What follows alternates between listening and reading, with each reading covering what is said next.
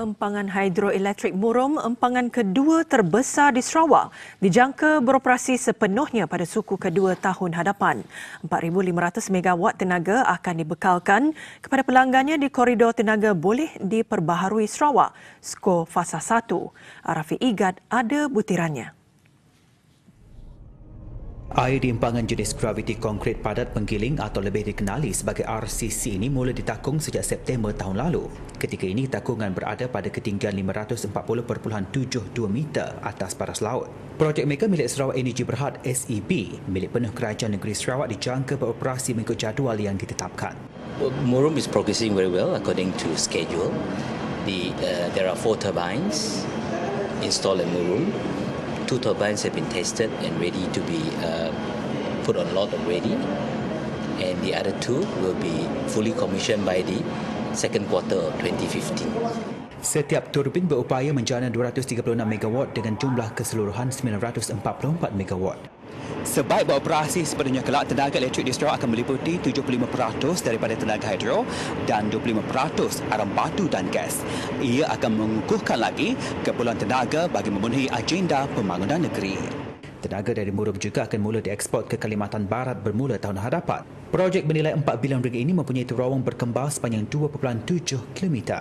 Juga dua alur limpah dengan kelebaran 54 meter. Jangka hayat empangan berkenaan dianggarkan mampu bertahan sehingga 100 tahun. Esok, laporan akan mengupas bagaimana pembinaan empangan ini membantu mengurangkan kadar buta huruf di kawasan pedalaman itu. Arafi Igad, TV3.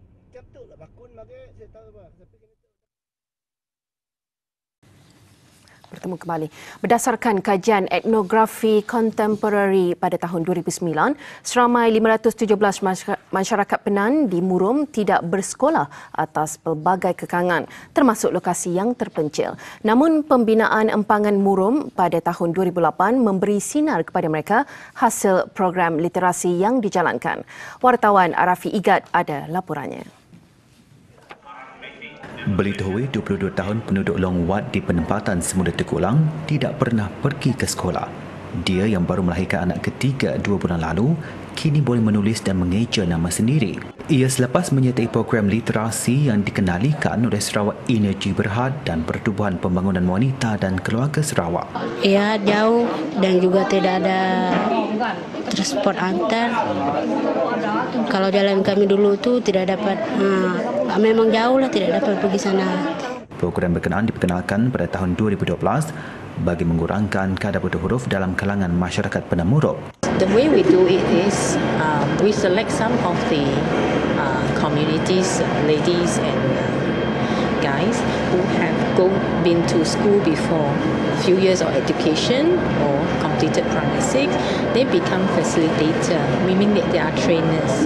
So after we train them, then they go back to their community and set up literacy classes.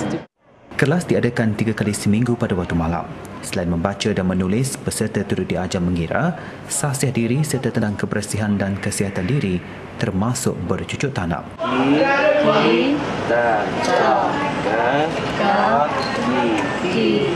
Boni Panai, 23 tahun, antara anak muda Penan yang berpeluang menjadi fasilitator. Pada tahun yang lepas, ada beberapa orang yang sudah pandai, yang sudah dapat mengenal huruf, dapat mengira, sebab ada 1 tahun lebih, tahun lepas kami mulai mengajar mereka yang tidak pandai membaca dan mengira. Tapi sekarang mereka bolehlah dapat untuk melihat harga dan dapat membaca beberapa ayat. Program berkenaan turut memberi galakan positif kepada anak muda Penan yang lain untuk membaiki kehidupan. I want to be a doctor sebab saya dah tanam rasa tu dari kecil. Mak bapak saya selalu memberi semangat, macam mendorong saya dalam pelajaran saya. Saya tak pandai, tapi bila saya dah bergaul dengan semua orang, saya macam saya rasa rendah diri because I'm the only Penan yang bergaul dengan pelbagai bangsa. So, saya rasa kalau mereka dapat, kenapa saya tak dapat?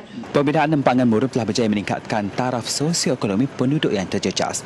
Ia selari dengan hasrat kerajaan untuk memajukan penduduk luar bandar bagi mencapai status negara maju. Arafi Igad, TV3.